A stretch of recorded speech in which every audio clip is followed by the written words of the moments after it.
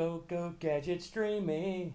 Mighty Morphin gadget streaming. You never watched that show. You were way too old for it. Yeah, it's a horrible show. I kind of agree. It's the dirt, and I love stuff from Japan, and I love martial arts. So they took things I loved, and I loved costume craziness, and they made it all garbage. Garbage. I'd beg anyone to defend that show. Well, people have tried, and they've failed horribly. Now, if you watch it you can't even watch it for the comic value, because to be funny, there have to be periods where they're trying, and they're never trying. Well, okay. Now you understand that there's the Japanese part of the show and the American part of the show, right? No kidding. Well, Could it be any more obvious about that? Okay, but here's what I'm saying. Which do you not like? I don't like any of it. Which, well... At least when they're in the suits, there is some fighting, but it's not good. It's not like these guys. It's not like there's a group of Jackie Chans out there. I'm a group of Jackie Chans. Well, let me tell you something, Jackie. Doing all your own stunts really took a toll, buddy. God dang, what are you watching? It's an ad. Trying to get us that sweet money. It's hard to believe that those people are giving us, well, let's face it, they give us nothing, and when they just get ads. Well, the stream seems more stronger. More stronger.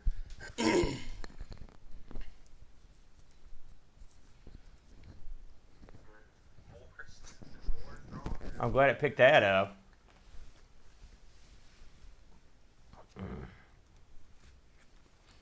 All right.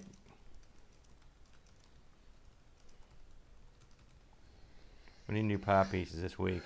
You able to make pie piece? Send me a list. You are not an idiot. You could come up with some of your own pie piece. Almost the entire last. You mean the ones we couldn't use? What you mean the ones we're using right now? The Juniper Ace. That stuff doesn't even have emulation. Or I'm yes, not sure they have games. I'm not sure they even have games. They have both. Oh man! All right, you ready to start show? We're already starting from behind. T-Bird says things are good. Yeah. See, reboot. Rebooting does the trick. Inglorious black and white. Don't crash the frame, man. Oh, don't. Ah! How much room I got over here? See, I got all day over here. What's going on with that? I usually don't have that much room. What's going on? Listen, you're a big guy. No, I'm seriously. Did you change this? It was like that last week. Don't monkey with the Matrix there, dude. Hey. You know what I mean? What is this? What did you give me? You said you need something for your horrible, hideous cough, and that's what you got. No. I was just wondering. Well, you did say that. Diet. Why don't you stretch your cable on the side so it doesn't like mar the shot with your badness? It's already pre-marred with the cable looking like it is. I prefer this look for the table. Well, why didn't you say so? So does chat. They've said so. Chat said that. Yeah, they didn't say it don't, one don't time. Don't look over here. Yeah. Don't look over. They never said that. They're just making that up.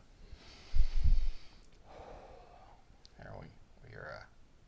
This is a little worrisome. This ball. Look at the ball. Look up there on the screen. Seems legit. Keep the cap on that one, eh? And unfortunately, on the green screen, that has no cap. So it's not good. Water could pour out at any time, eh? All right. Let's give chat a few more moments to realize that we went to a different stream. Hey, baby. I should have brought more pop for me. Here, I'll just drink the water. Oh, okay. You're dumb. Thank you. Two sentences that often get strung together. Look at this shirt I found. I forgot I had. Styling and profiling. The Nate. Terry and I. He defeated death again. Terry and I, and by Terry and I mean Terry. Went on a cleaning spree yesterday. Send her over. And she went through all of her clothes. Yeah. To see what she wanted to get rid of. 4 garbage bags full going to Goodwill. Anything I want out of that? Maybe. I mean, some Marshall shirts. I've lost enough weight. No, I think I could fit. I'm not gonna say that. Yeah, because Terry's 1/3 my size. Plus, I'm begging to be murdered. That would be bad. Come on, cough it up, dude. I don't want to have you hack into the show. Hacky. By the way, last show you actually coughed as much, if not more, than I I've watched that show multiple times. I don't remember me coughing even once, or scratching my nose at any point. I gotta lay off the cocaine before I do the show, or do more. That's okay. A couple of shows ago, I kept. In fact, I think it was the. I don't. It might have been the Coco show. I kept saying the phrase, "This such and such cannot be understated enough," which is the exact wrong thing to say. You can only say that once. And the thing is, the worst thing about recording a show, and then like you're going back and listening to it, or I think I was producing it, and I kept saying that, and there's nothing you can do. So you're basically like, I'm going to release something that makes me look like a complete idiot. Luckily, when you've done it as many times as I have, it becomes easier. We do that on a weekly basis. Yeah. Becomes almost a daily basis. It becomes a lot easier after routine subjugation of my idiocy. So also, we really need to. We'll talk about that later. This must be real bad. If you got, it's so private and confidential that no one can know. We all the stuff that's put up on the Amigos, is of a ridiculous length. What do you mean? It's all so long. Like, I can't even watch half of it anymore because I don't have enough time. Like, give me an example. This show is an hour long. That's because you won't shut up every time. You're going to go on an hour about this numbers game today? Good luck. Maybe. Good luck on that. That's right. What are you badmouthing them? What'd you give me the evil eye for? Best game we played. That's all I'm saying. It's not bad. It's the truth of the matter. Legendary Whizball. I believe they shortened it to 12 hours so they would not die. Boat got that. You ever see The Shining? Remember when Jack got that look on his face and Shelley Duvall knew she was in deep doo-doo? That's the way I felt. Boat was. That's it. Those last 4 hours that we lost, because I was checking. I can release up to hour 20. Right. Those last 4 hours probably should never be seen. Yeah. Because there was a lot of angry Boat. He was not happy, and it's not like I wasn't skipping around like daintily, throwing flowers. I was not happy either. I was tired, but and I was sick. I was hurting that whole day.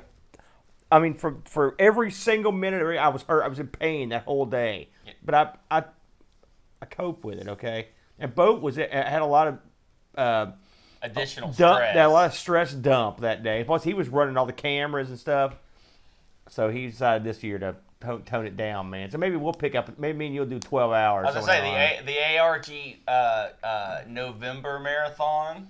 The ARG, if we did, I was thinking 8 hours. If I did 12 hours in this little house with you, this show would be in a murder. Man, that's what violence is. What the people want. How much do you? How many quat looms on the newcomer? Just like a Star Trek. I think we get.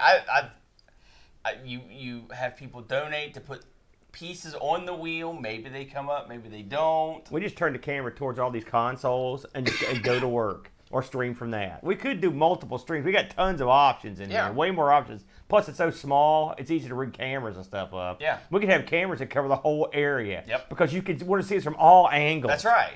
And with multicam. I was watching have set up literally 3 or 4 so your bandwidth couldn't handle it. But when I was producing last year's show, my bandwidth's the same as Boat's. It's the exact same.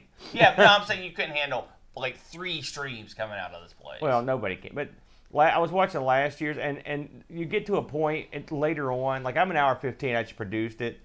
And there's plenty of hour 15 where Chad or myself or Boat just luxuriate themselves on the couch, just lay down like in a calendar style pose, and it's no good. I told Buzz, this year we can't have that.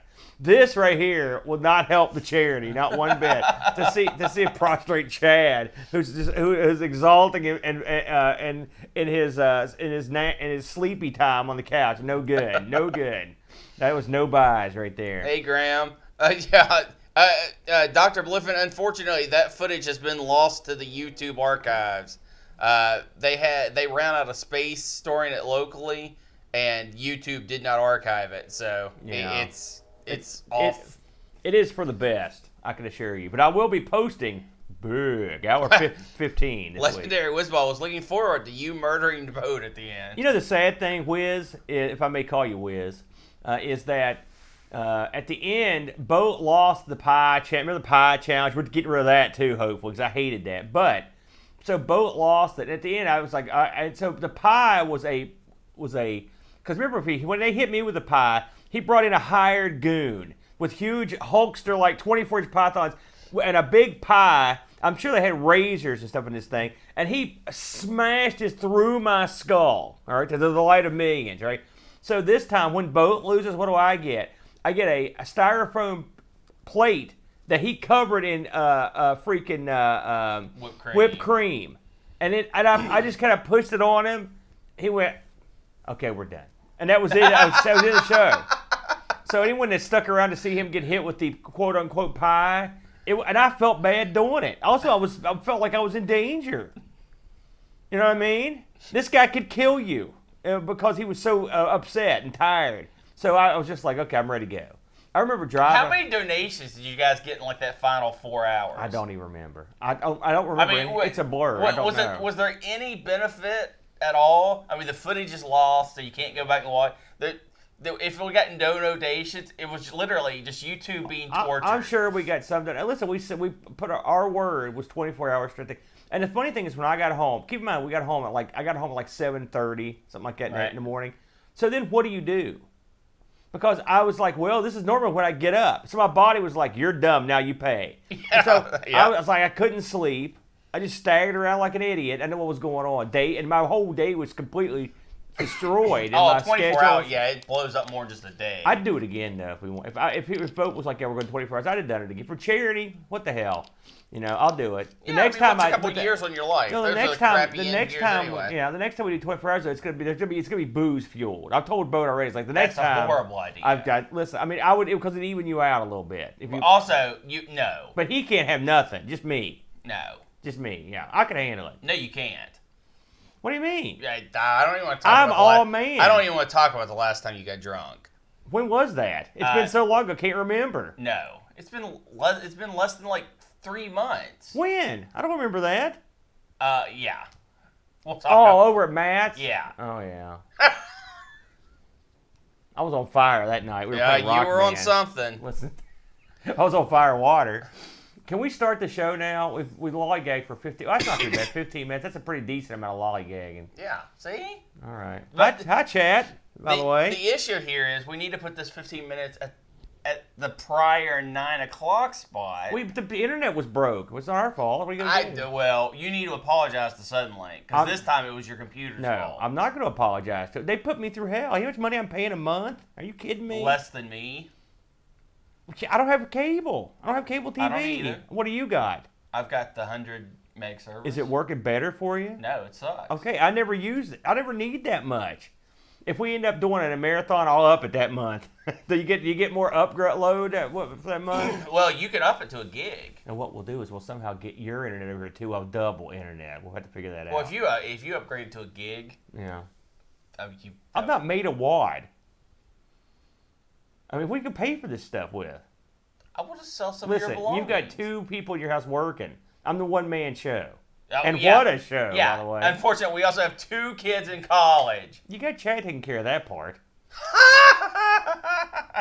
We got to pay him this week, too. Yeah, you got to pay the hoe. All right, can we get this thing going? Yeah, I'm ready, man. Thought there wasn't any show this week. Oh, what? No, McDonald, we are... No, McDonald, you are wrong. E-I-E-I-O. Booze! Aquarius here and a 64 there. Wow. Aquarius. Are you trying to be creative? Rap Master Brent, forget about it. No. Don't make me rap on you. No, please don't. I'm not going to. Enough, I've got boats singing. Noticeably FAT, drop me a beat. Wow. You didn't say a rhythmic beat. Or some kind of medical seizure. What the hell was that? Oh my gosh. Start the show. Now, everyone's left now. Thanks, man. I'm sorry. I apologize, everybody. I'm not rhythmic when it comes to beatboxing. You're definitely blues, though. Taking in the good air. That's what you need to do. I need a Trident. What?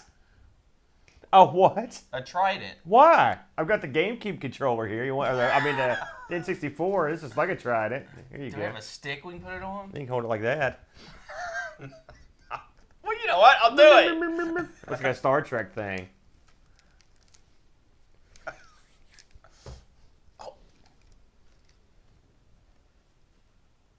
What in God's name is... Don't destroy my Pokemon controller. Those things are worth more than you are. That's for sure, brother. Okay, I can do this.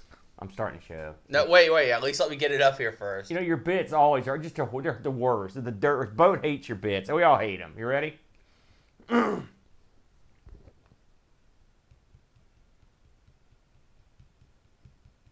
Hello, everyone. Welcome to an action-packed ARG that was written in the stars.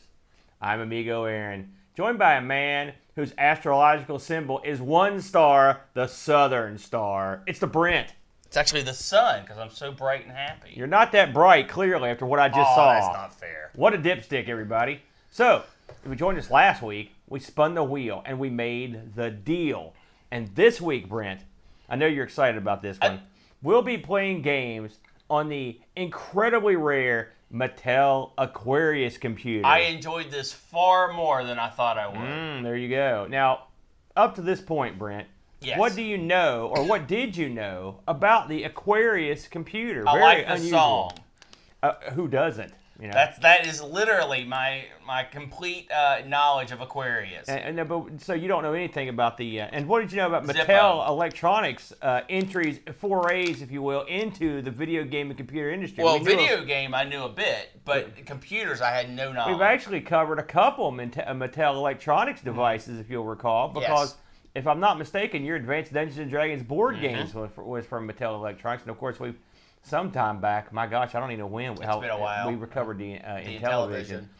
So this was Mattel's offering in the realm of computers. You had to have a computer back in the 80s. You didn't have a computer coming out. What the heck were you doing? You're getting left behind. That's what. You know, the funny thing about that, we say that in jest, but everyone back in those days thought computers were the way to go, didn't they? I mean, well you didn't know. You were too young. But I can tell you, this was like the golden chalice or the brass ring of home console games, was to somehow either turn what you had into a computer or to come up with a computer right away. Yep. Now, Atari was right out of the gate strong in the 70s with their Atari computers. A great line. Now, they held them too long before they upgraded them, way too long. But their 8-bit line was on and strong and good to go. An excellent bunch of computers. But I'm talking in the early days. So Atari was already in the game. But you had ColecoVision trying to jump in with the Atom. And of course, ColecoVision and Atari were going head-to-head in the console world. And of course, you had to have, who was the third player? It was Intellivision, Mattel's Intellivision. And they had long promised that the Intellivision could be turned into a computer. Yeah. Which if you'll recall, during the episode we did on Intellivision, that didn't go too good for them, including lawsuits and a bunch of trouble. And so what they did was they basically outsourced a new computer, which is the Aquarius. So I did a little look in here, Brent. You know, all these people, you saw what ended up winning was you don't attack the home market so much as you attack the business market. And you know, the console people never did that, or never did it to the right degree. I often wonder. I mean, if you think back again, this is before your time, but you know what's going on. You have what the early computer makers wanted was to infiltrate the schools. It was one of the first things. You know, I never looked at the Atari line, for example, as a line of computers that you would see in an office. Business, Now, that doesn't mean that people did use them, just like they used the C64 and everything else. But, I mean, I can't imagine someone taking a consoleized computer, you know, a console that turned into a computer, and using that to perform any sort of legitimate bit. Like, can you imagine having a Coleco Atom or a Aquarius in your garage or a pharmacy to keep track of stuff? I don't know if that ever. I guess they were shooting for the home market and the home market alone. Yeah, but you know, history tells us that actually wasn't the market to shoot for. You know, it's funny when you think about it, because we're talking about early computers, and my phone makes a noise. We're talking about these early computers, and it's hard to make a computer. It really is. Of course, this computer came out in like 83, I believe. 82. Now, 82. And if you look at what was around, all right, you've got, and especially like, say, we're talking like stuff like the Atari 8-bits, the Spectrum, all the British computers. And then you've got some of these computers that came out over here that were just dogs. I mean, they were just absolutely, they had all kinds of problems. Now, they just flooded the market and hoped something stuck. this is not to insult those computers now or people that use them. But I mean, if you're a modern Aquarius owner, you're putting up with a lot. And a lot of people still use the Atom or the TI and stuff. And these are, like the TI, I don't group with these. But my point is, it's difficult to get a computer that is popular, that is affordable, and that is competent. That's a tough trio. Yeah, and if you want to play good games and stuff, it's a whole other ball of wax. So anyway, as I was saying, I looked up a few factoids on this bad boy because this is such a rare computer, but I really honestly don't know much about it myself. So I thought it would be a good idea to look into it. So as you mentioned, this was, by the way, announced at 82, but released at 83, as I mentioned, June of 83. This may have the shortest run of anything we've ever looked at. It was discontinued. It started in June of 83 and was discontinued October of 83. Yeah. So you're talking a very short lifespan. Now, and you want to take a guess? I love making you guess. How many things do you think were sold in the U.S. and Australia where they were marketed? I will say 10,000. Not bad. 8,000. Yeah. And that number's a little, you never know. Yeah. It's up in the air. I guess they didn't track these too good. So, what was this Aquarius that they put out? Well, this had a Zilog, a Z80 processor in it, pretty common. As most of all did. Now, this thing only had 4K of memory out of the box, which is, that's not unheard of, but that's pretty low. It's pretty low. Now, you could expand this thing to 20K of RAM with an expansion, which I'll get to. This had one of those god-awful rubber keyboards, old chiclets. Yeah. Remember those? Can you imagine doing any real work on a chiclet keyboard? It's one step above the Odyssey 2 keyboard, and that's not much. That's really more a step to the side, maybe a little diagonal. Yeah, it was a 48-key chiclet keyboard. Now, the funny thing about this computer, and we'll just get to this right away. We're cut to the crap. You've got the Intellivision there, a pretty powerful console for the day. Sure. All right. I'll agree with that. It was a marked improvement graphically from the Atari, for example, and it also had good sound. And so you come out with a computer that is much worse at sound and in generally is not as graphically capable as, not even close, frankly. Yeah. So this has got to be one of the few times this has ever happened where the console came out and then the computer came out and the computer was way, way weaker than the console. Do you find that odd? Well, they were going for budget. They were. Who would buy this though? What would you? I mean, honestly, that's the one thing that blows. This thing is was doomed from. Well, I think they were marking on people who owned and enjoyed Intellivisions to give this a try, and I think they were hoping they could get it cheap enough that people would give it a try, and that way it would get into some homes. Oh, maybe you're right. So this thing, it was very limited in what you could do with the base console or the base computer. Yeah. It had a TV out port, the old Channel 3, Channel 4. It had an expansion or cartridge slot. It had a tape recorder slot and it had a printer slot. That's it. No joystick ports, no nothing. So you got problems. It did have a printer port. So I guess at least it was smart enough to have an actual expansion port, though. Yeah. So that saved it.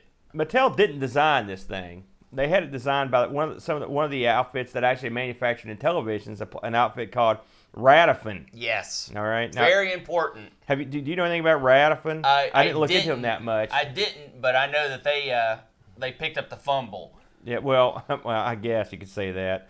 So they developed two computers for Mattel, and they named them Checkers and Chess.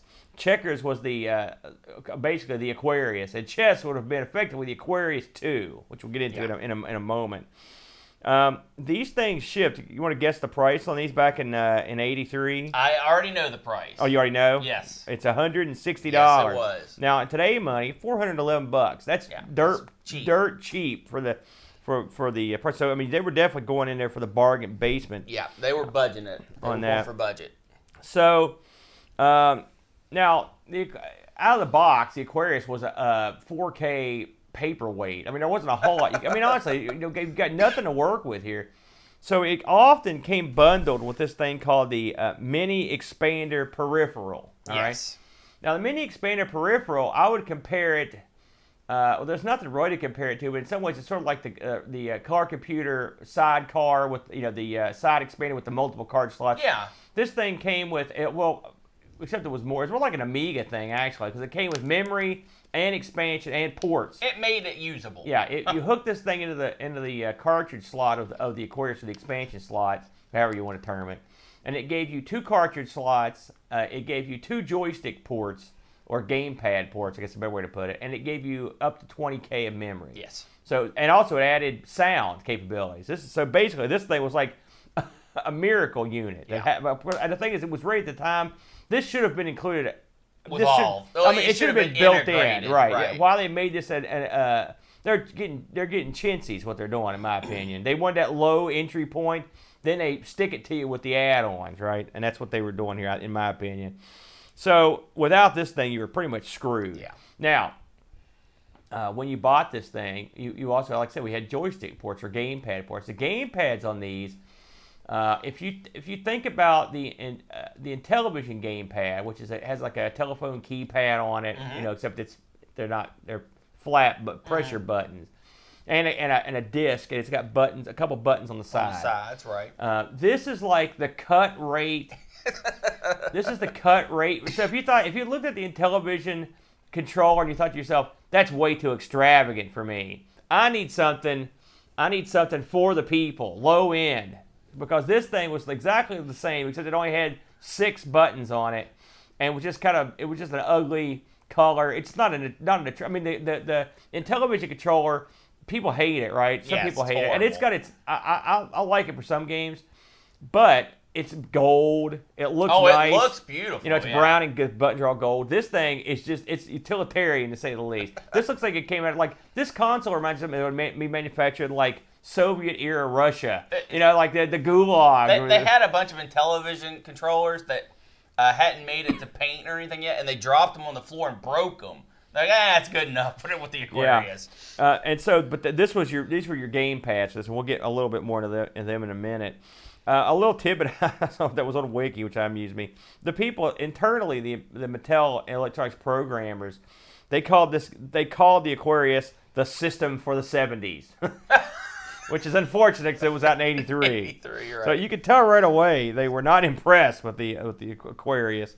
Believe it or not, this thing they had thermal printers. They had, of course, you had they had made it there a label of the cassette deck you could put into it for saving programs. It also had a modem. It had a 32. Oh, it had a modem. I didn't know about that. 300 baud modem you could get. A 32K RAM cartridge. We mentioned that the expander has 2 cartridge slots. One of those is like a memory expansion, and the other one is for the actual cartridge. For the card. Yeah. Let's talk about the cartridges on this thing. Pretty wacky, weren't they? Well, they were big. Well, they were goofy looking. They were the cartridge part that plugs in was a good size, and then the top part was fat. Yeah. This thing had a big booty, basically. I've never seen cartridges like that. Well, if you're getting robbed and you want to club a man, you just grab the Aquarius cartridge. I like to know what's in that thing. What is it? Just empty, or is there something in there? What's packed in there? I'd love to know. I'm gonna buy one just to take it apart, see what the hell's in that thing. So it's Mothmania. It's running wild. So of the 32 announced titles for this machine, 21 of them were released, and a lot of them were ports of games from the Intellivision. Now keep in mind, Intellivision better. This worse. So you can imagine how those things came across. So again, this thing hit the shelves, and literally, right after it got released, it was discontinued. Yeah. And they announced the Aquarius 2 Electric Boogaloo. The Aquarius 2 is going to be a better machine, and there were some released. Right, some that are so few that they're incredibly rare. I've never seen one myself, and I'm guessing if I got on YouTube, maybe nosed around, I might be able to find one, but I could not find one. So again, the rest of this is pretty much just like you think. the thing went out, it failed, it died because no one could do anything with it. I mean, it's a short story. Mattel, in fact, it flopped so thoroughly that Mattel ended up selling the rights to it back to the company that made it. Yes. And then a slew of small companies gathered up these rights and did things with them. Not much, clearly, but I mean, what are you going to do? Why you would buy this thing back is quite amazing to me. Well, they took it. They sold it. They continued to sell the Aquarius, especially overseas, for quite a while. Now get this. They developed a thing called the Aquarius Master Expansion Module. Impressive, eh? Good name. It was a big doodad that had room for 2 floppy disk drives and 7, this is a quote, 7 built-in peripheral boards to expand the Aquarius memory and expand it into the technology of the future at your own pace. The tagline. Sounds good to me, man. This thing was barely released, as you can imagine. Who's going to buy it? And there were also multiple cartridges released for this thing for upgrading the memory. But again, to what end? Yeah. I must ask. So it's funny that this would come up on the wheel because we both are sort of intelligent. We both intelligent. We're both sort of in television fans, aren't we, Brett? Yeah. Yeah. And I've got a couple of televisions. I love the Intellivision, and so I've always wanted to give this thing a whirl. And it's funny, the expansion thing with the extra cartridge slots, the joysticks. I actually almost bought one of these without having the Aquarius. It's like, I'll get the Aquarius later, but I talked myself out of it because the guy was asking like $50 or whatever. I was like, what am I gonna do with it? So I didn't buy it, but I have seen that, but I've never actually got to actually touch the actual Aquarius. And so I was looking forward to trying this because in my brain, without doing any research. Screw that. I thought this would be like the Coleco Adam, like you get all the games plus more. Incorrect. No, you got some of the games plus less. However, of all the titles released, the 21 titles. Oh, well, I'll get to it. All the 21 titles were released. We picked a couple. I'm going to let you know. I want to make this about it because Brent was not happy. Curtain jerking today. Brent's game is at least as good as mine. I will say that. Did you look at any other games? I did look at a couple. See, I went through and there was a lot of games I wanted to do for this. Oh, really? And I want to at least touch on just a couple of them. Okay, go ahead. At least conceptual, the concept of them. I really wanted to do Mower Man. All right. Mower Man is a game all about mowing lawns. Which that sounds like a horrible game. And you avoid bees, and you have to complete the lines, and you have to keep eating sandwiches, or you'll run out of energy and you can't finish the lawn. Yeah. Really, really wanted to play this. I went to all my super secret sources, and first of all, no one had heard of it. Second of all, no one had any knowledge of any dumps for it, because it was a cassette game. I see. That would be rare. General public, if you know of a way that I can play Mower Man on the Aquarius, please hook me up. I really want to try it. It's a personal quest. It is one of those games that, and I've seen pictures, and I bet it's an Amador clone. That's my guess. The second game I want to talk about is Hopper. Now, Hopper is a Frogger clone. Mm-hmm. And when I say clone, let me tell you something, guys.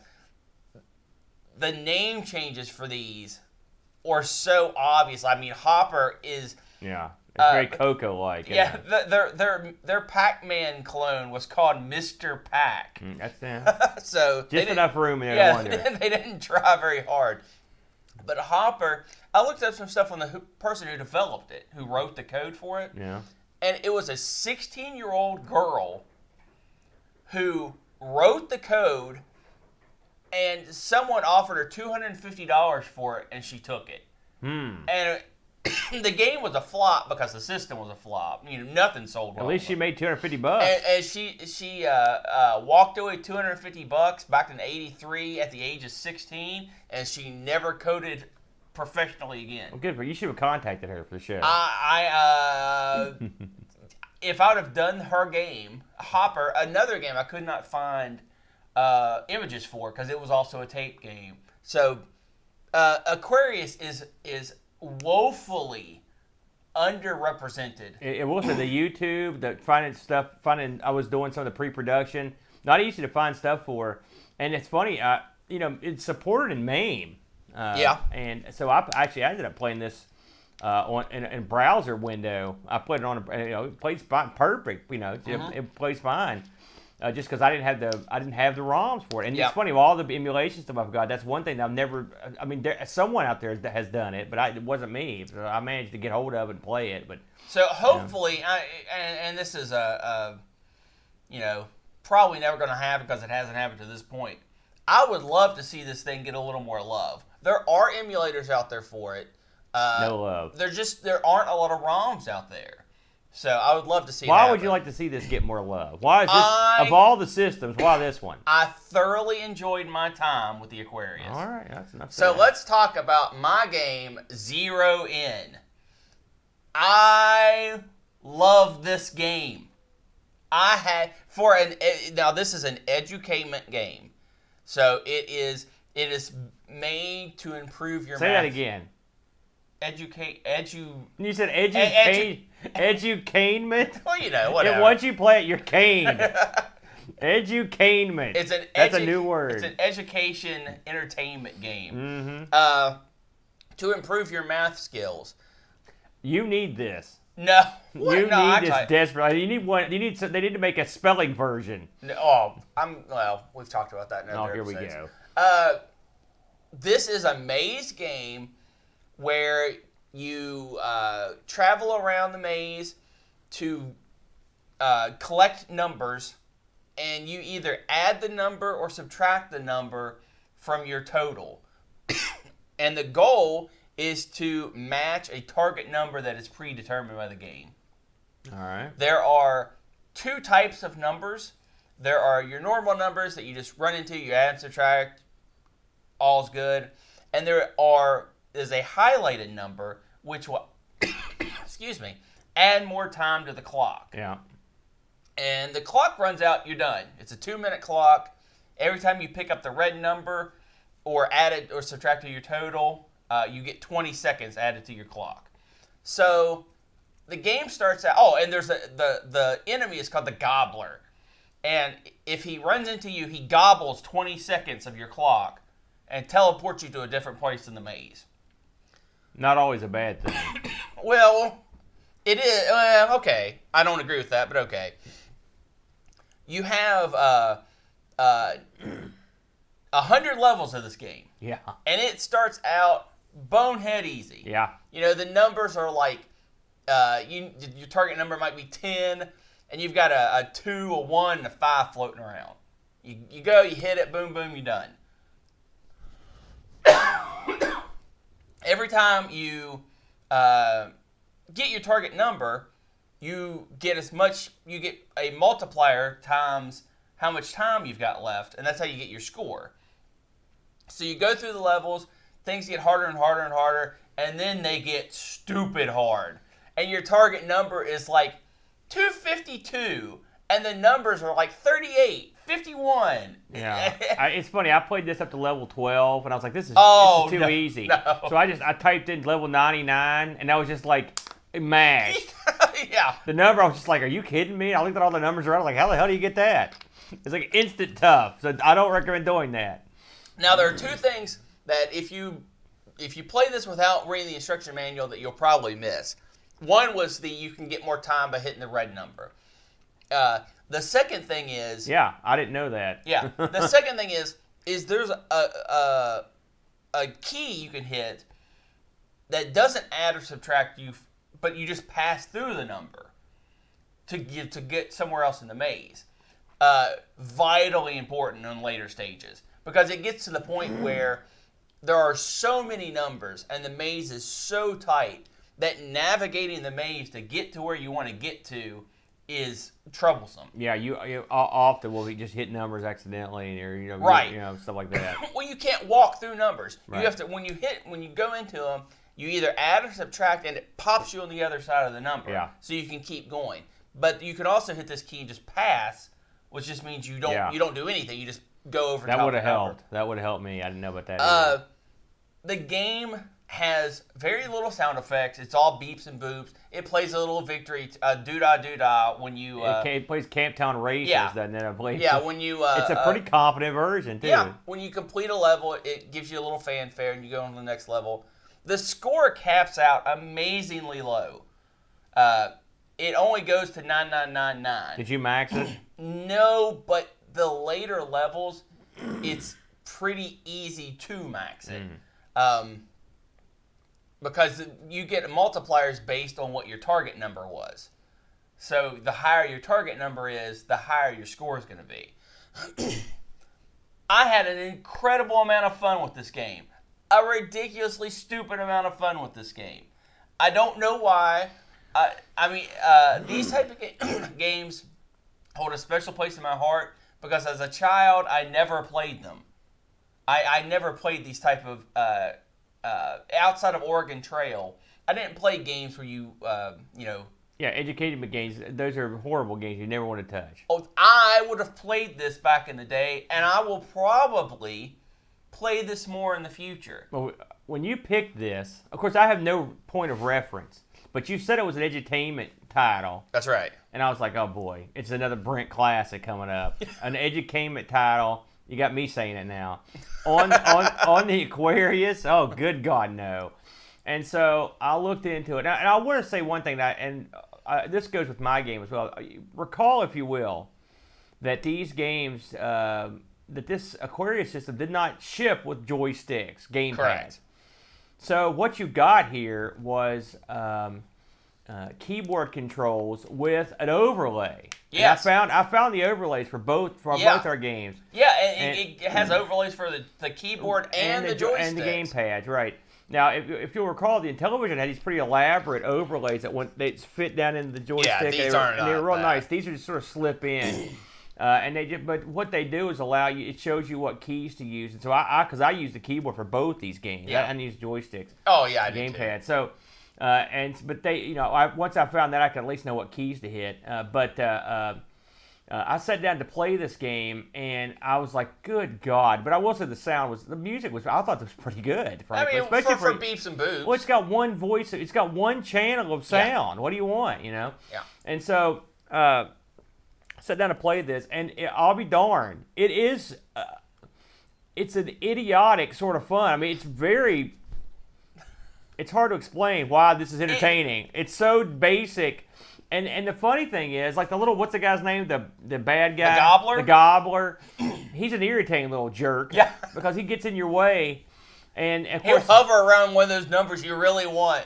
yeah, and like what makes it worse is when you need a number and it's all the way across the mix because the numbers also move. Yeah.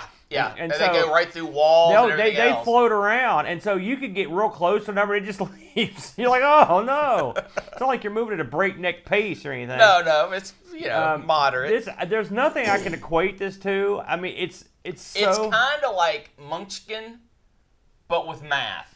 Because that's the way the numbers I was thinking more move. like Berserk, but with math. But yeah, Casey Munchkin with math. It's very odd. It's a simple. I mean, you could have let's break this down for a second. You could have taken just the maze part of this, put a dude in it, had the Chomper, whatever his name was, Gobbler. Excuse me, Chomper would have been good too. And then you could have just had your guys shoot him and run around, sort of like my game. You could have done that. Yeah. So sucked. But they took some initiative. Now, I mean, this is not going to teach you a complex division. But I mean, what it will do is, if you're a kid, makes you think. You could play. This is one of the few edutainment titles where it's actually kind of fun. Yeah. And you sort of are learning. Yeah. I'll be damned. It's not bad. It's not. I'm telling you, people look at the screen here. They're like, "Are you kidding me?" And I will say one thing: when you complete a level, there's a lot of ballyhoo. It plays a song. It's a big thing of text. You did it. Yeah. Good God Almighty. Well done. You're like, yeah. It has just enough fanfare that you're like, I'll play one more. I will say, I'll play one more. I played this way more than I played my game. Way more. Way more. Well, there's a couple reasons, but not the least of which is this was a challenging. Yes. This is one of those games that you play it because you're dumbfounded as to why you're playing it. That's one of the. Also, this had definable keys Yes. Right off the get-go. Yes. That doesn't sound like a lot, but it is. That's a big deal. You're right. And this is something I've learned to appreciate on the ZX Spectrum. I do all my Spectrum playing with the keyboard, too. Right. And so you love seeing that definable keys button Yes. come up, because otherwise you're stuck trying to figure out what in the hell's happening. Yep. And trust me, there was not definable keys on my game, and it was hilarity. And I'll tell you that right now. But yeah, normally I poo-poo your idiotic endeavors, but in this rare instance, I endorse it. And this is a rare title because it was not released under the Mattel umbrella. When the rights reverted back, they took this and a few other games and said, screw it, we're going to release these. We think these are going to do well. So Mattel had developed them, and they just didn't ever release it. Is that what you're saying? No, the developer for this was... I thought Mattel actually developed this one. Yeah, good luck. I couldn't find hardly anything that kind of information on these. It was tough to find. I do not see who developed it. I think all the Aquarius titles were Mattel developed, but I think. They were... but Mattel didn't get this out in their 4-month fire sale. So when the rights reverted, they picked it back up, and that's how this got released. That's why you find none of these in the United States, because after the rights got reverted back, that the U.S. was out of the market. Are these difficult to obtain? I couldn't find a single selling one of these. I couldn't find one that was sold, and I did more searching on trying to find a price for this thing than I did any other research.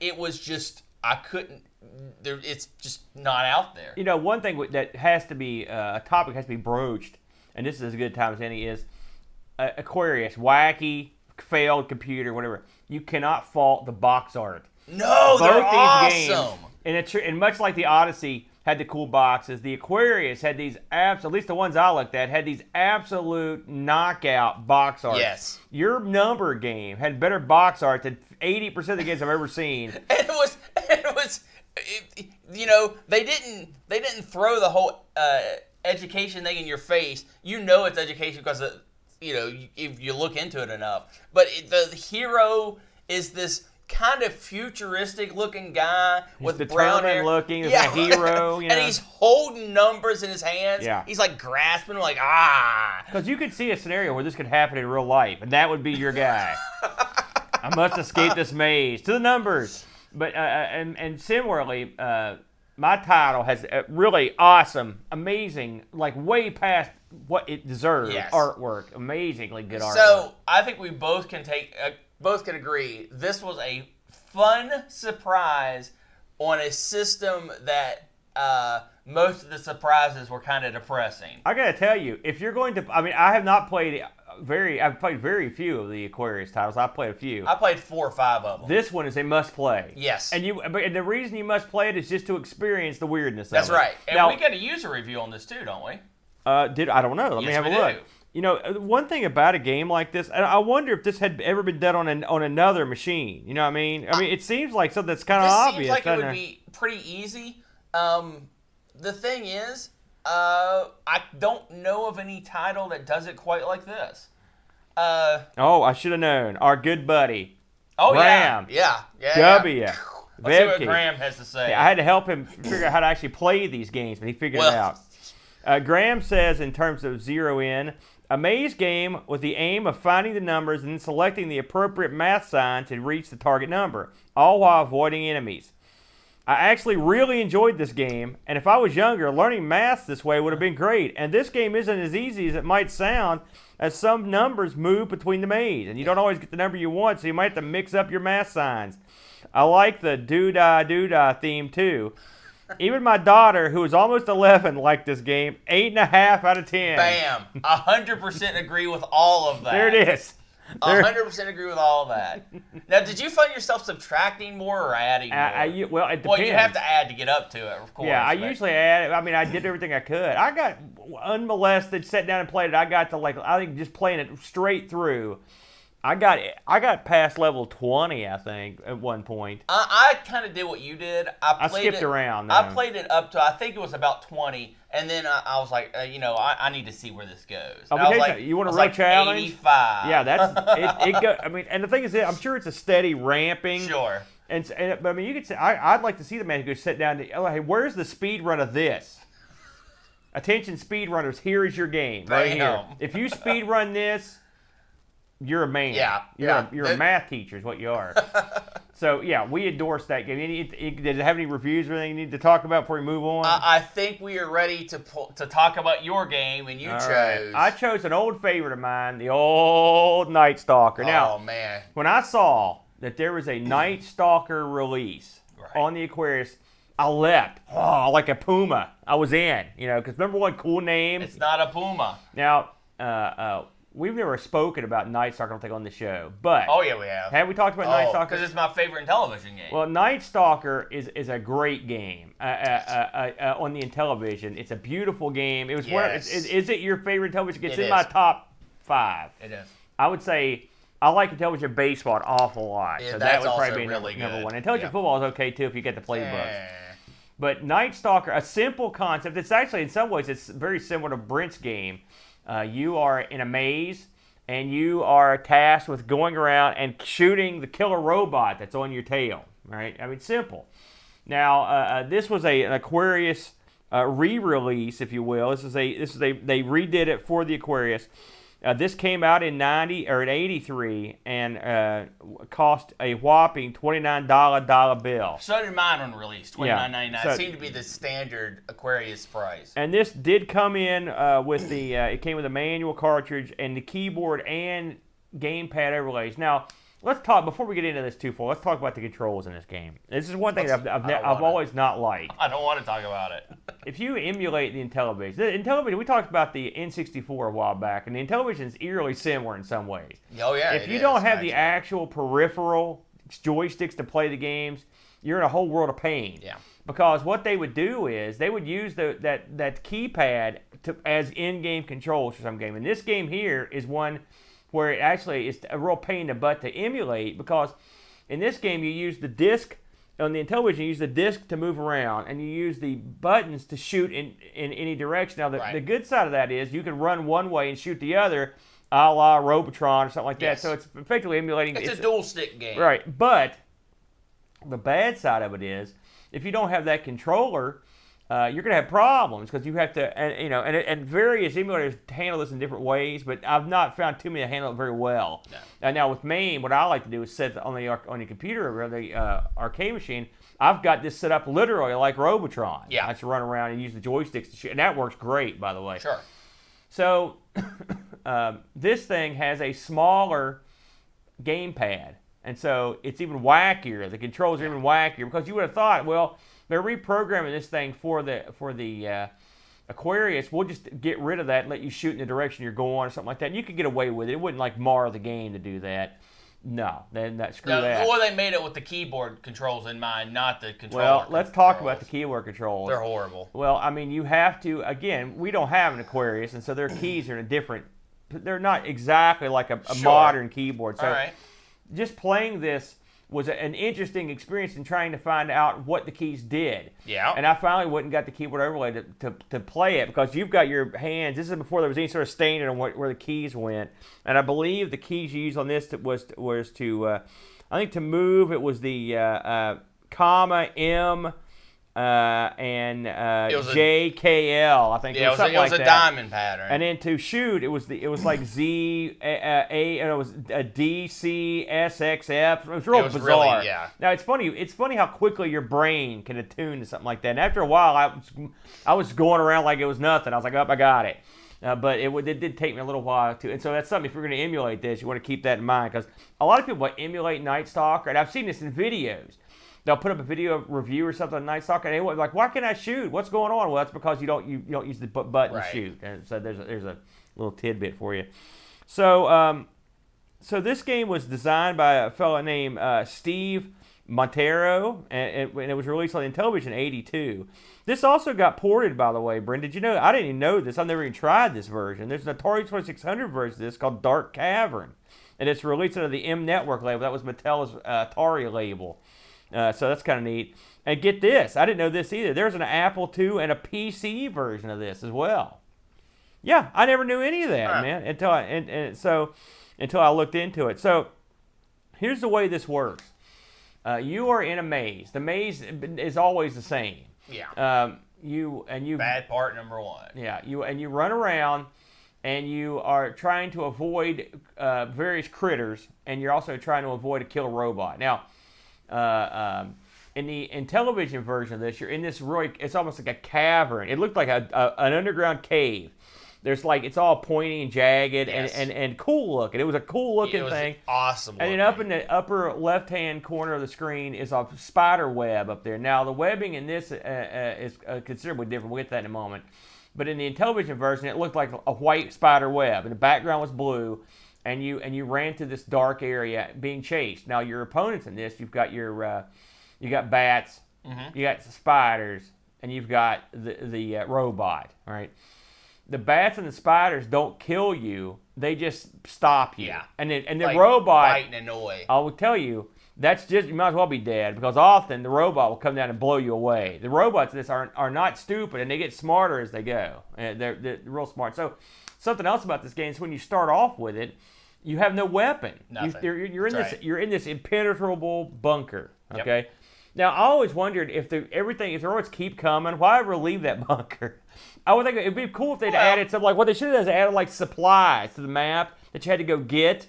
See, I'm making the sequel right here. Yeah, but you can't do that. We're supposed to review the game I'm just saying, in front of us here. For future reference, when they come out with Night Stalker 2, make it so you live in that bunker. It's the future, and you've got to go out and get supplies for the bunker, and that gives you a goal to go out of the maze. They didn't have that. So you're just going out there, I'm pissed off on to kill a robot, I guess.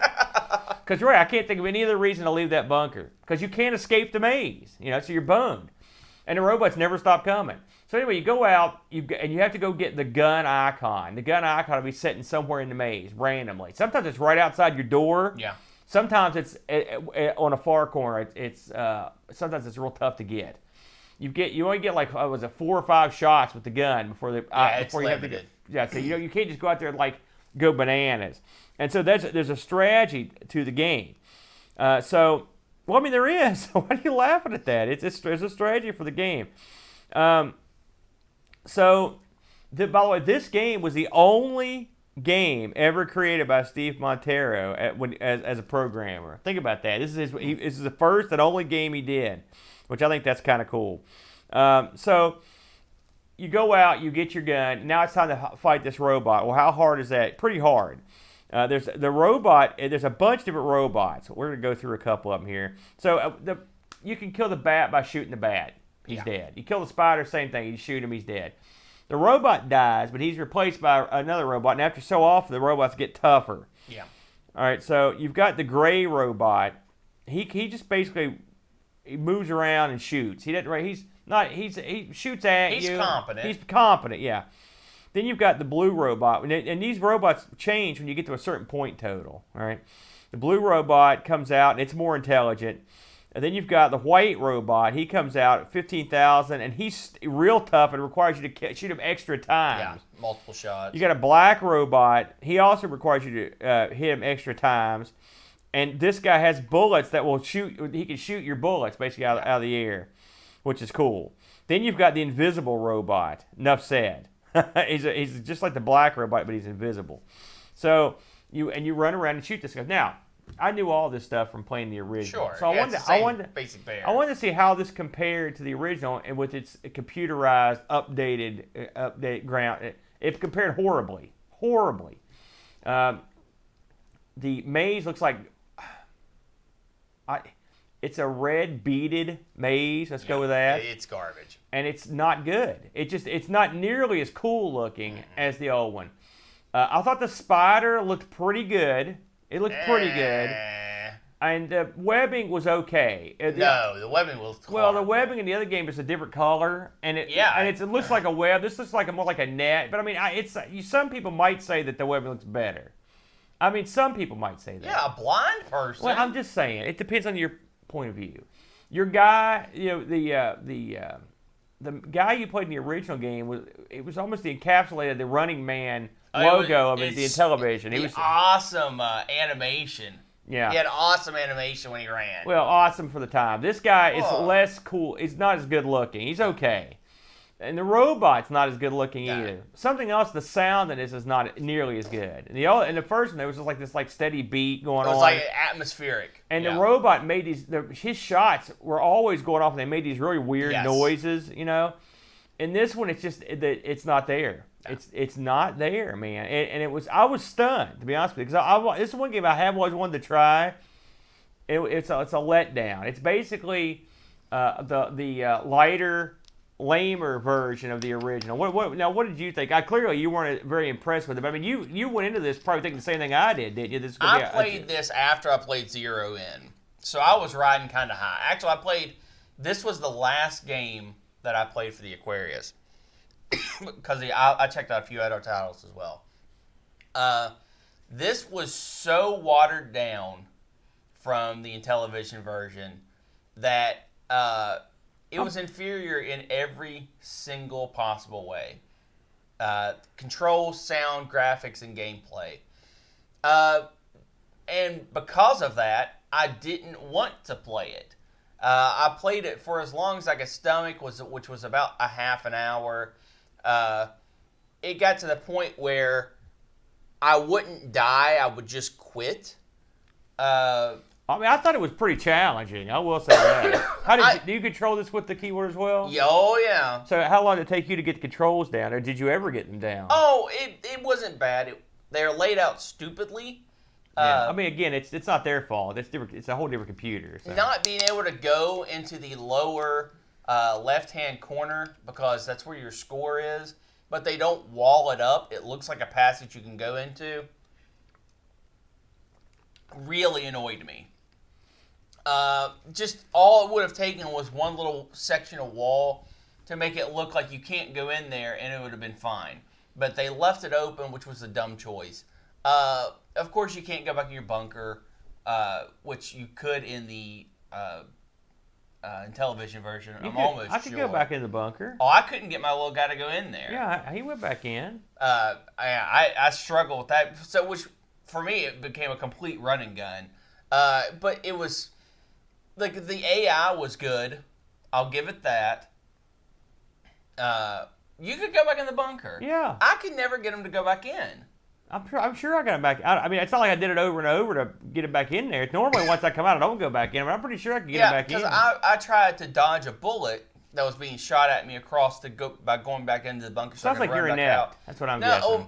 Of course, I might have just missed the down key. Yeah, because the controls on this were so. This was a difficult game to emulate effectively. Again, it's the controllers. Well, but I have a keyboard. We should have tried this on the main. The Aquarius had a keyboard. I didn't have any trouble. So I didn't have that much trouble controlling it. Oh, I didn't either after I figured out the control, but it was uncomfortable. But I mean, this game, like I said, it's notorious for having weird controls. Why would you ever play this over the Intellivision version? You would not, and that's the problem. I was hoping for an incredible experience that was maybe an updated version, and what you got was a watered up version. Now, here's something I didn't know. This is for people that are fans of Night Stalker, because I mean, listen, I love Night Stalker. Before we're killing this game, it's not bad. And it does exactly what Night Stalker does. You run around getting chased by robots. It works fine. I disagree, because half of the fun and awesomeness of Night Stalker is the atmosphere, and this has no atmosphere. But I'm saying this has taken Night Stalker and turned it into generic maze run shooter. Well, I'm not disagreeing with you, but I'm saying you can play a pretty good facsimile of the game's gameplay. It doesn't necessarily, it's not as good or rich. I'm saying it's the fact that the game plays pretty well. But I mean, if you say that, you're missing the point of what makes Night Stalker awesome. I understand what you're saying. Anyway, the game sucks, guys. No, it doesn't suck. What do you have to say? This is something I didn't know until I was looking at the wiki here. They made the Intellivision version was made available for the PlayStation 3 through the PlayStation Home in fall of 2012. Now get this. In addition to being filled with spiders and bats, It had a greater variety of killer robots and a variety of maze structures. That's something worth checking out right there. So somewhere out there on the PlayStation 3 home, there's a newer, updated version with different mazes. That might be kind of fun to try out. So I think I might try it. Sure. But I mean, the original is a good game. This one, it was a letdown, I'm afraid. What are our fine viewer reviews have to The say? Graham, another maze game, but this time you need to collect a weapon to shoot back at your enemies that move faster and have unlimited ammo. But your weapon runs out. I found this game a lot harder because you also need to use the directional fire keys, and you could not redefine them. That's true. Oh, yes. It's unlike your game. If I could use a controller, it might make the game easier, but with all those keys, it's a keyboard mastering challenge before the game itself, and the ruthless enemies shooting at you, this isn't much fun as it could be. 6 out of 10. I doubt Graham has probably hadn't played the original of this one. I would say 6 is still being generous. I would have given this, out of 10, probably a 3. You're an extremist, though, when it comes to that sort of thing. You're real tough. No, I use the whole spectrum of numbers. So I will never go back and play this game. That's what there's no reason not to. At the end of the day, that's what matters to me. I looked this up on eBay and believe it or not, these are available, pretty readily available. And by the way, again, as we mentioned earlier, the box. These were probably sold in America. The box on this is awesome. Yeah, it's an awesome box. I'm sure it was because this is a big hit on the television. You can get these all day long between $14 and $59. I think the higher end one I saw was sealed. So there are still sealed copies available of this game. So, any closing thoughts on the Aquarius, Brenny?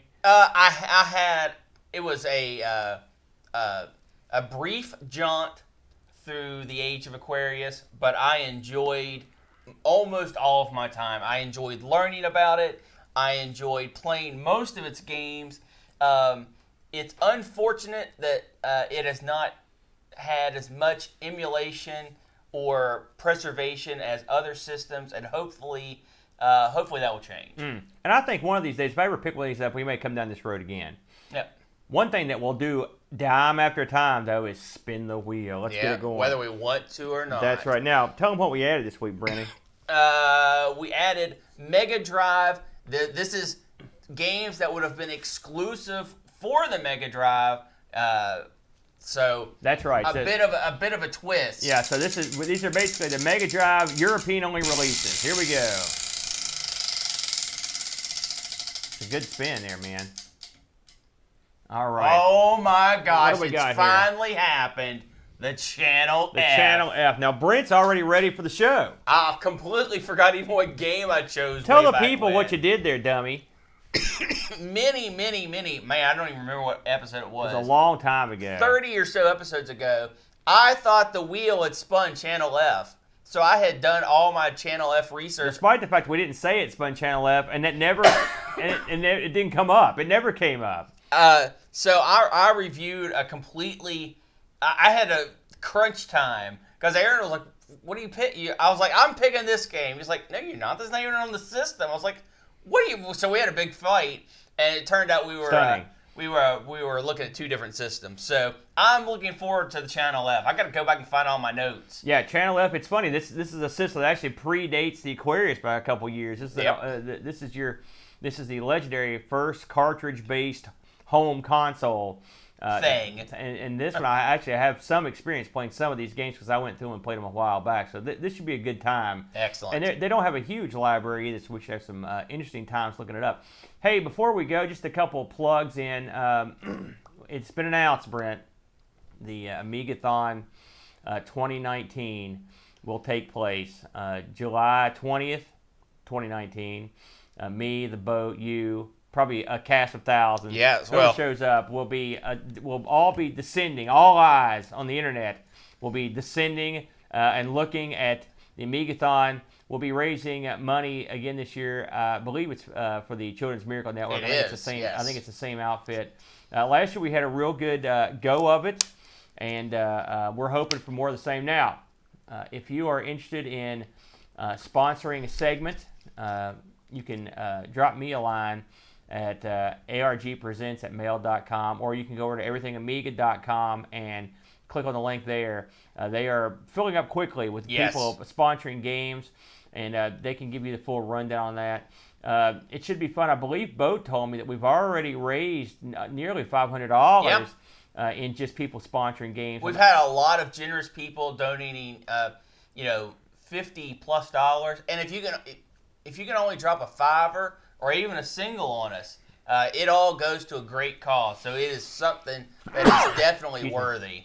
And this this is none of this money goes to us. It doesn't even pass by our hands. No, it goes straight to the cause. Yeah, right. That's the good thing about the thing about the internet now is we don't have to really, that's what I like about charitable efforts. You're out of the loop. There's no shenanigans that they're possible. And this is a reputable charity. Oh yeah, many years old. That's right. Also want to plug the Amigo Aaron weight loss wager. We're gonna be I'm gonna be having my Waterloo. The Day of Judgment will be right around noon. You're gonna cut weight. I'm going to cut weight.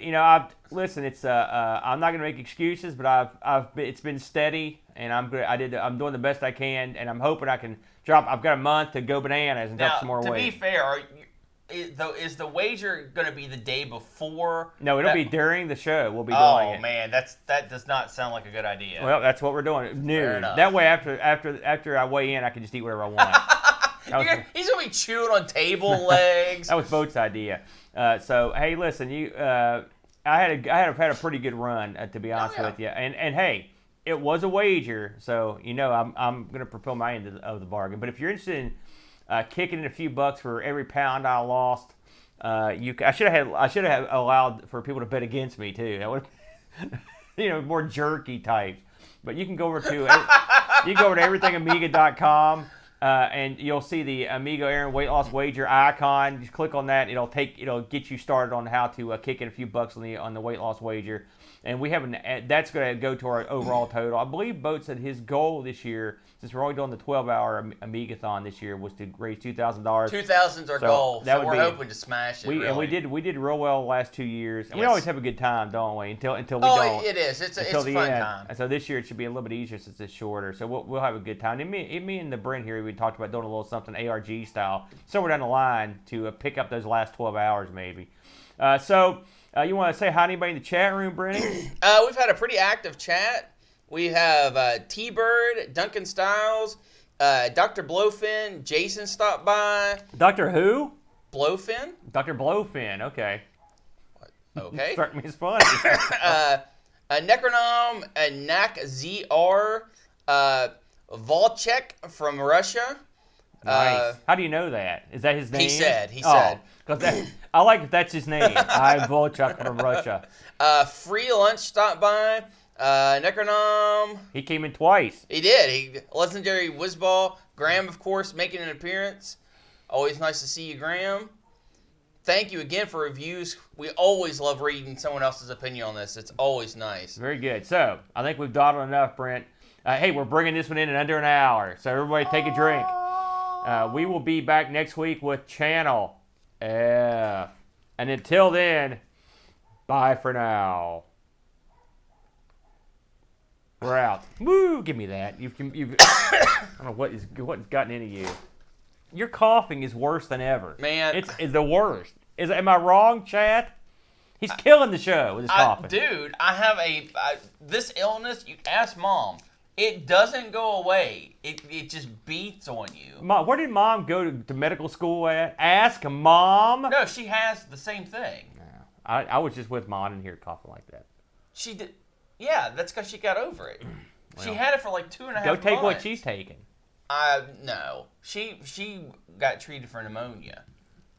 Hey, she didn't have pneumonia, but she got treated for it. Listen, I'm going to be putting up a pool later. Why don't you come over and help me and Bo put this pool up? I knew you'd back out. I'm not going to be here. Where are you going? What do you mean? Where are you going? No, wait.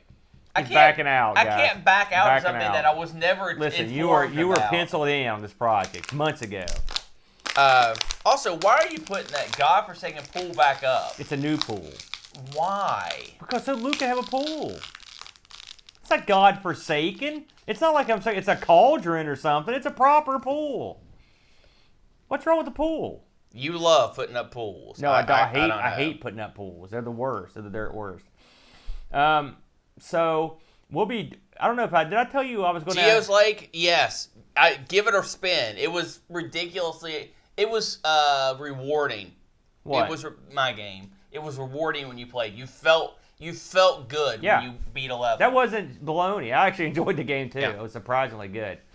Did you know that I'm going out of town next weekend? I sort of heard that through the grapevine. I was like, I guess I'm doing the show alone. Well, I'm not going out of town next weekend. I'll be here.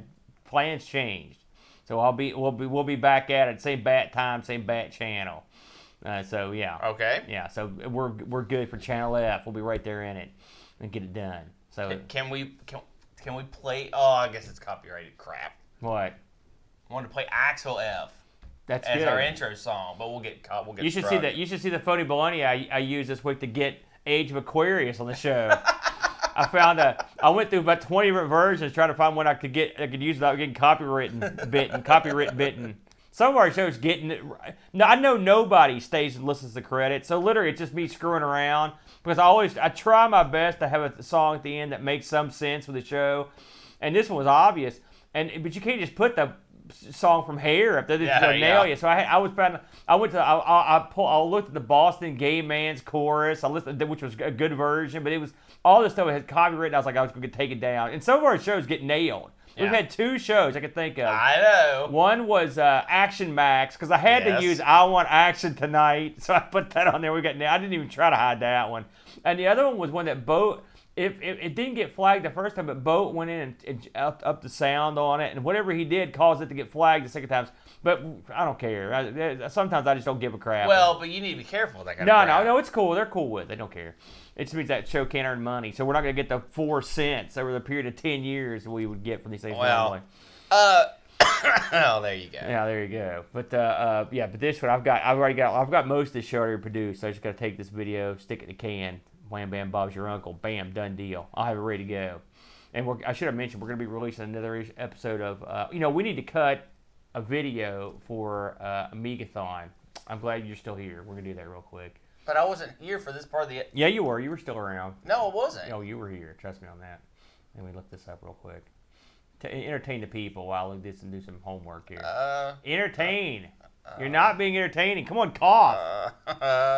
What? That sucks. That's horrible. Nice work, Doug Henning. Horrible. Do you remember who that is, even? No. Amigathon. What a type. 2018 schedule. You're not being entertaining. Could you use the version from the game? From the Aquarius game?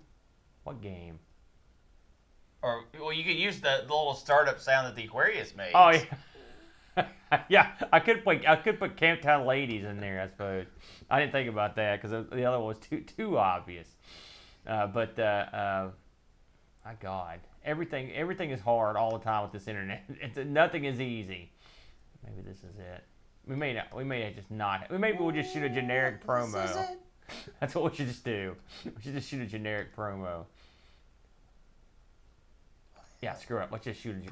You don't even need to know the games. I'll add them in later in post. Man, it was great watching during the segment. Yeah, that's it. That's what we're gonna do. Okay, you ready? Just let me. I'll start the show here. Hello, everyone. Welcome to the exciting. That sucked. You also didn't leave nearly enough time. Yeah, you're right. Okay, start again. Oh. God. Hello, everyone. Welcome to hour 16 of Amigathon 2018. Man, you need to go back and play some Zero In. No way.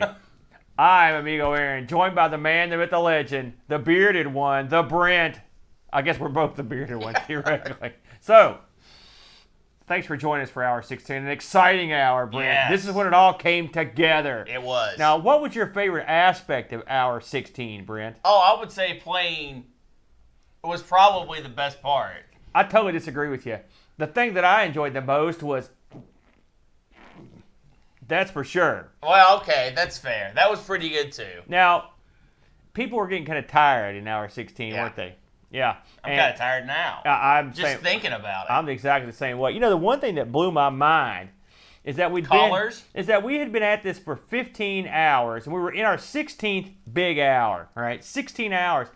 And you look at the clock, and you're like, good God, I got 8 more hours of this? Yeah, well, How is that possible? How was it possible? Here's how. We were too stupid to stop. That's how. It was incredibly difficult, which is probably why we've limited this one to 12 hours. So we want to get murdered. But this was a rough hour to get through. But we enjoyed ourselves. We did the best we could. And this is where you see people really start wilting on the couches, laying around, being bums. Boat level was going off the charts. That's for sure. He was not happy. What was your feeling going into these later hours? Well, you stayed there for a good while yourself. It was time to go because I was the food was gone. The games had been played. I had beaten all challenges put against me in the previous hours. I don't remember that. You know, from like Another World.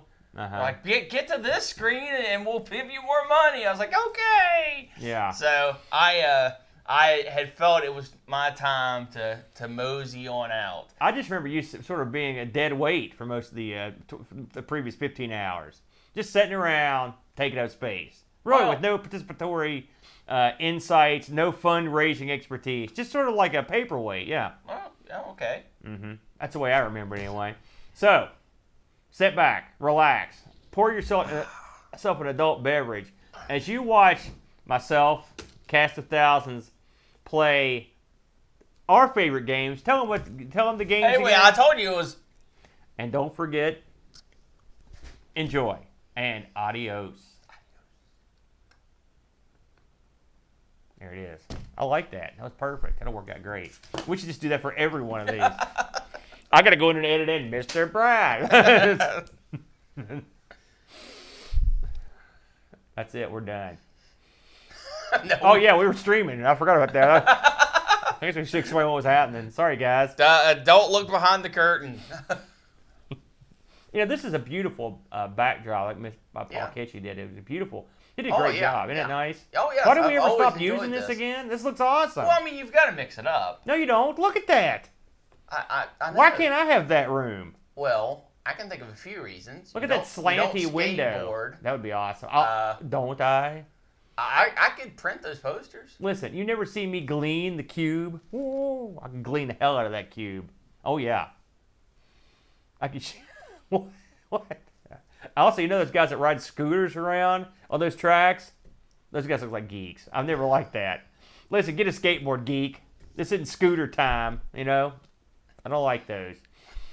All right, let's take this thing to the house. Say goodbye to all the nice people. Goodbye, all nice people. Thanks for joining us here on Amigos. Everything I Amiga don't think podcast. that's fair. I'm going to say goodbye to all the jerks, too. Yeah, those are your people.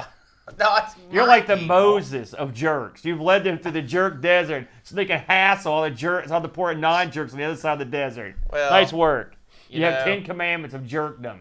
I'm sure you can Michael Ryan coming in last moment. Or maybe he's been here all a while and just been silent. What, been hidden? What did he say? He said, "This better be good." Everyone. Actually, to be fair, he said, "Hey, everyone." Well, yeah, there you go. Thanks for joining us for 5 seconds, Michael. We appreciate that. See, now who's the Moses jerk now?